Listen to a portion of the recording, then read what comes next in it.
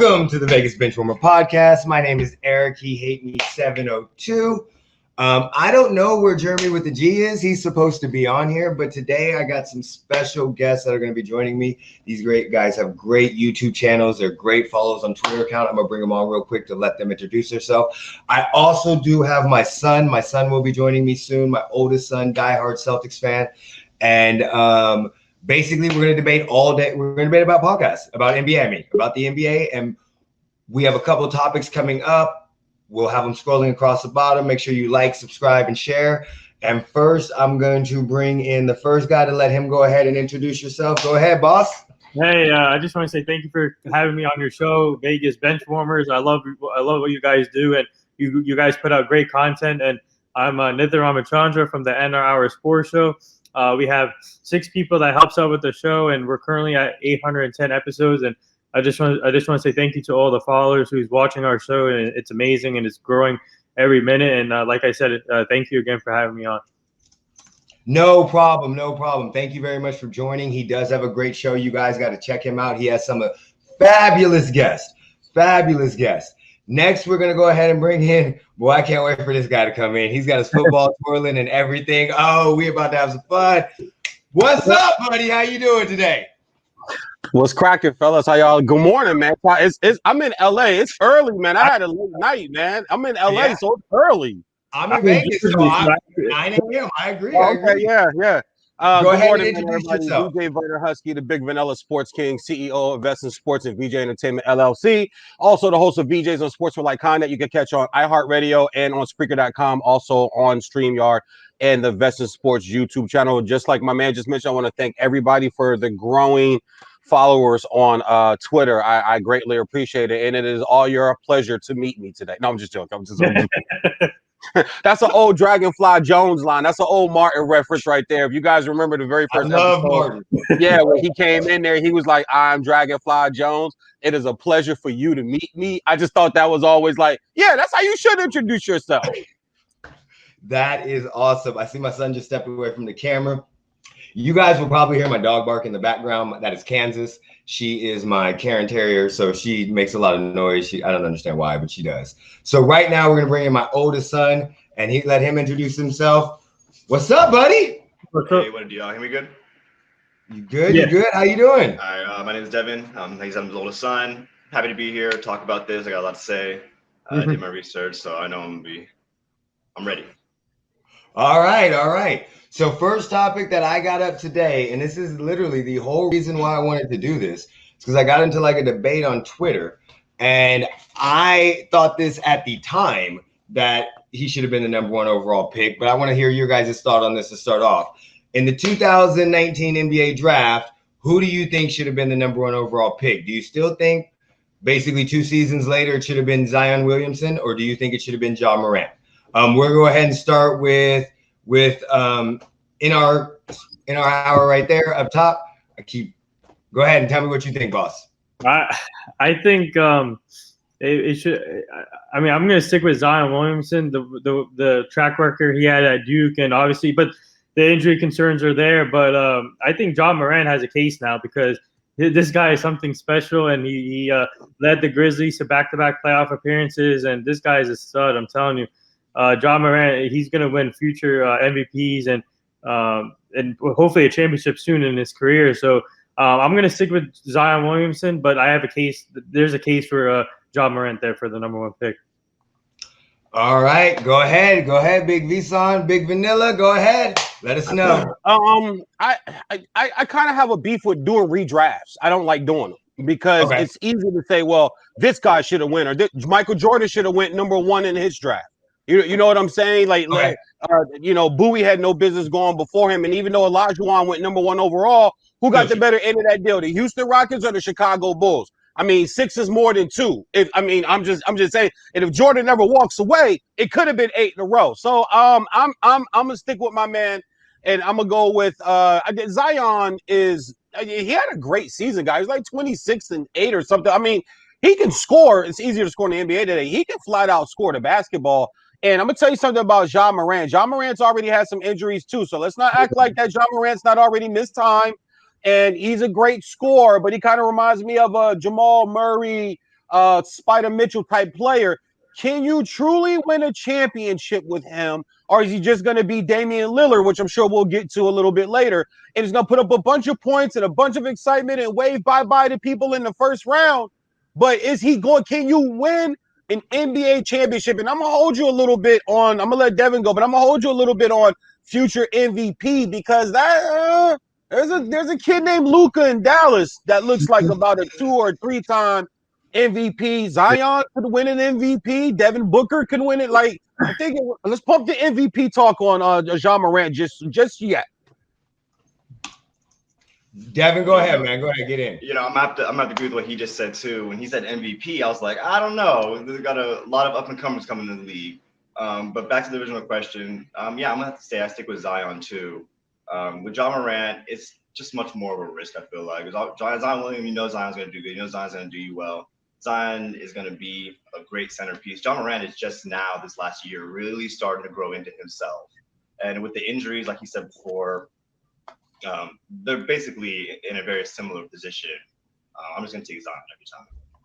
Also, really quick, sidebar. Do you guys know they played on the same AAU team together? Yep. Yeah. Oh, yeah, I think that's a little picture. Yep. Yeah, they played AAU ball together. So listen, Ja went to Murray State, guys.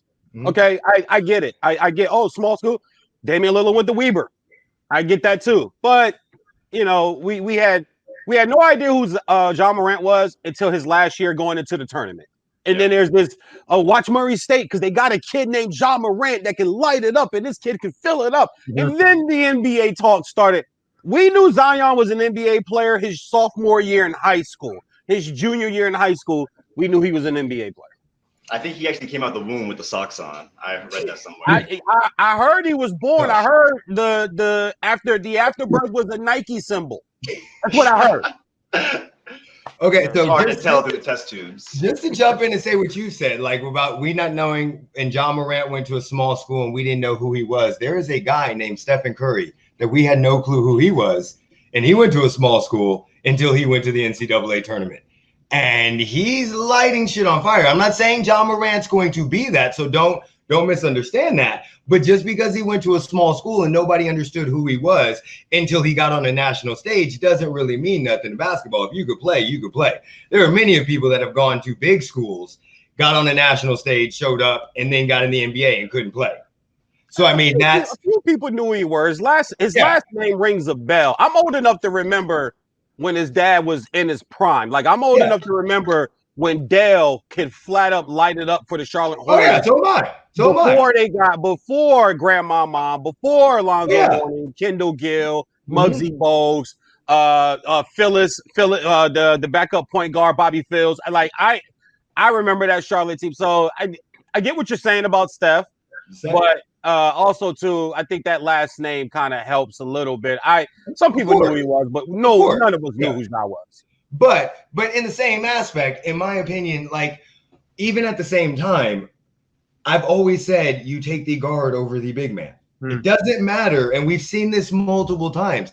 Zion is amazing. Zion is a man among boys and has been a man among boys since he was probably 8. Like, realistically, he's probably been bigger and better than everybody he's played against until he got to the college level, and he was still better than most of those people.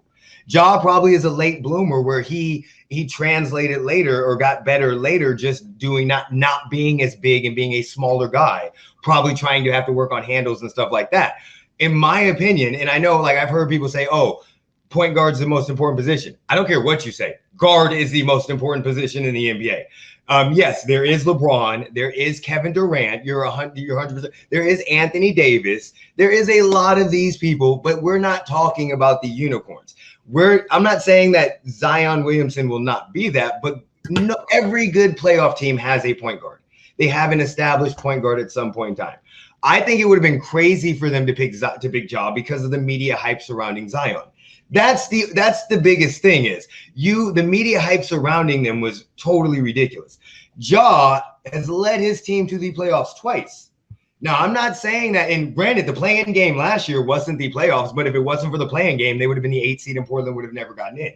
So he's gone toe to toe with Stephen Curry and beat him to get into the playoffs. Yeah, they got destroyed by Donovan Mitchell and Rudy Gobert and Utah Jazz in a 4-1 series. Granted, I mean, destroyed just because of these series, not that they got utterly, but once Spidey came in, it was a totally different series. You knew the series was kind of over. Yeah. But to me, he adds way more value. The Pelicans are still looking for a point guard. And if we just look at the team they could have had, they could have drafted Ja. They still would have had the 4 pick. They still would have had that. They still would have had Brandon Ingram. Maybe they don't go after Lonzo and they get Kyle Kuzma instead. They still would have had that. Maybe they keep Julius Randle instead of going out and letting Julius Randle go to New York Knicks instead of keeping getting Zion Williamson, because of the fact that Julius isn't getting paid and I'm seeing afford a huge contract right now. He had a 2-year player option. And then maybe they draft some depending on who they get. They still could have got Jackson Hayes. I still think they would have been in a better position than they are now by taking Ja. And I thought that at the beginning, just because Zion is that unicorn, that everything has to go right for him to be the MVP and everything. He has to have no injuries. He has to be able to play at such an undersize. Like, yeah, he's got man strength, but he's still short. He's Charles Barkley's height. He's got to develop that 3 potentially, so where it's more of a threat than it is just he's open and he's going to hit maybe 1 or 2 threes a game. Like, there's so much he has to work on, in my opinion, to get to that level that he's at. He's going to put up stats. He's going to average 25, 26 points a game his career. His team will probably be in the playoffs. But is he going to do everything and have the career? Granted, even though his injuries have always been a problem in college. His injuries were a problem in high school. He's always, because he is that guy. He's a man-child that shouldn't be built like that. Is he going to spend the $1 million a year on his body like LeBron James does to keep that shit in health? Mm-hmm. And that's kind of why I've always thought Josh should have been he just fits in immediately. Zion, in my opinion, has so much more to become that transitive star. Ja may never become that, ever. I'm not saying he will. But he's the guy that, in my opinion, is going to help you win a lot more games than Zion early on in his career. And Zion may never get his potential. And really, honestly, it's kind of shown.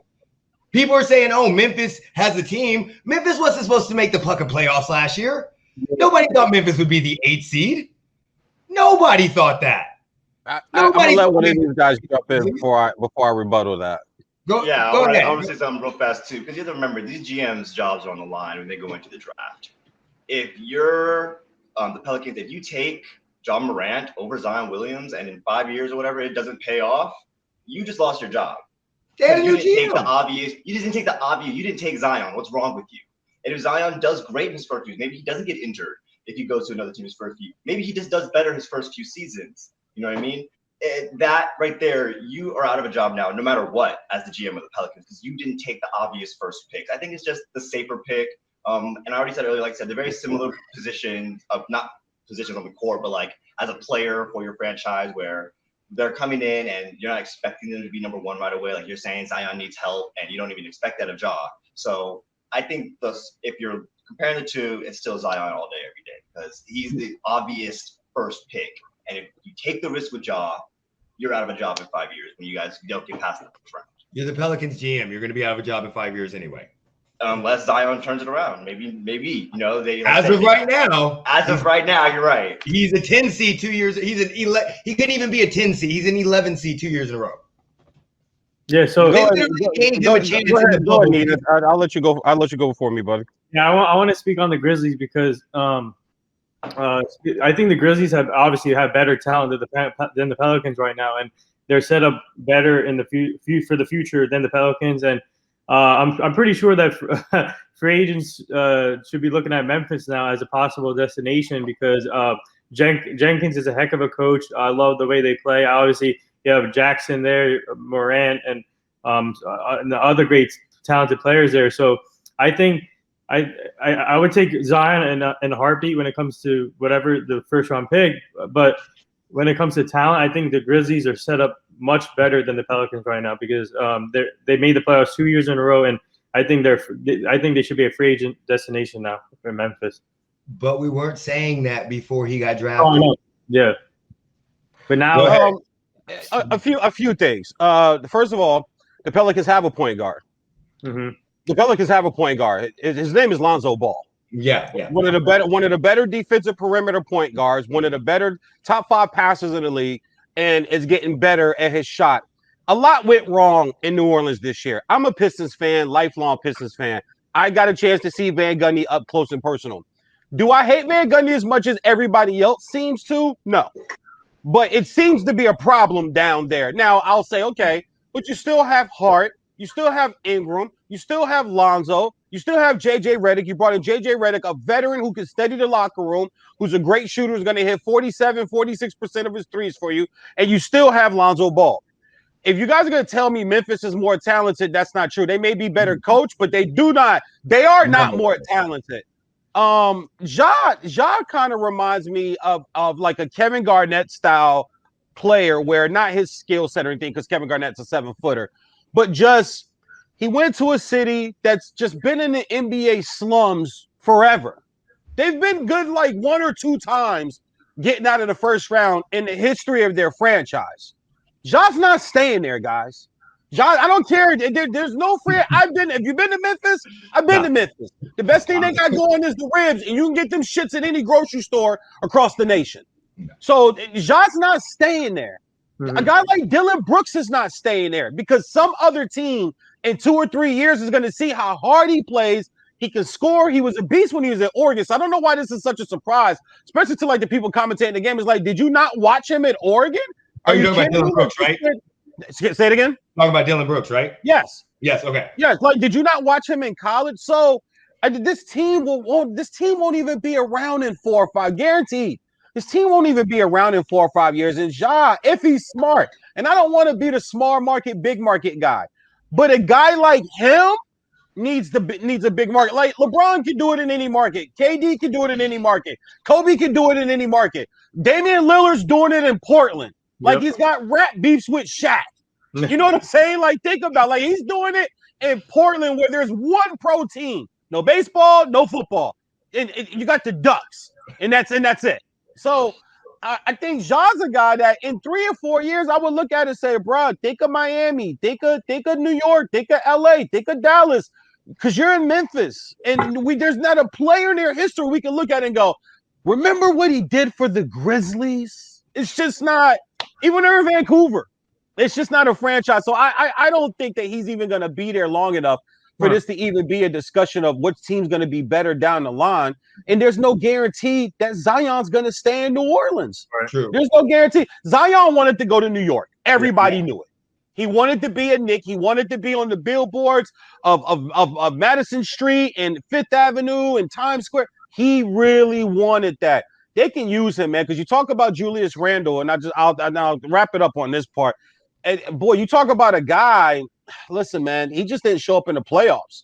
And it's funny because my wife was saying after game 1, my wife was like, God, why don't you give him a break? We got to let guys grow. I said, listen, I get all of that, but in the postseason, your franchise ain't been in the playoffs in 7-8 years, and you come out and you shoot 6 of 23, and then you follow it up with that second game, and then the third and the fourth and the fifth, bruh, you are not that guy. Last point.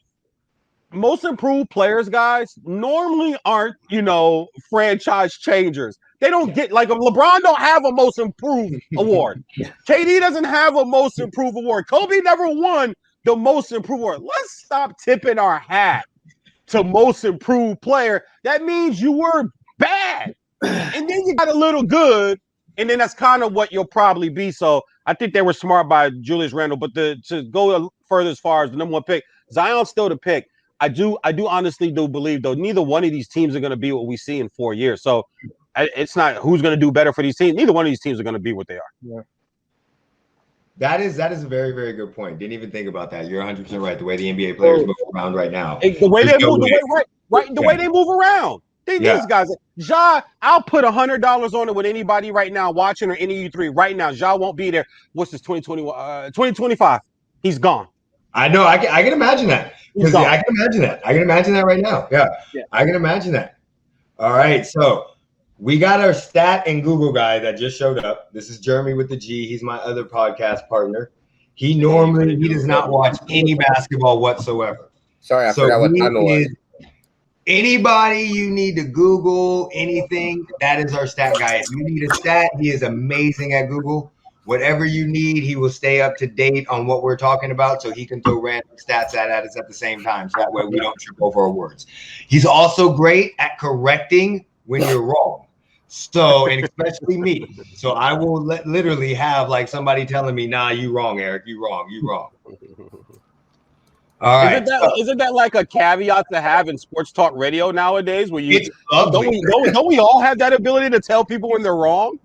But this is lovely because like he immediately corrects me and I'm like, oh, you're 100% right. No, I didn't say that. Yes, you did. Yes, you did. Yeah, it worked out because I talk a lot of shit. So you got to keep like that shit talk there. You know, you got to at least be right if you're talking shit. You know what I'm saying? Yeah. So,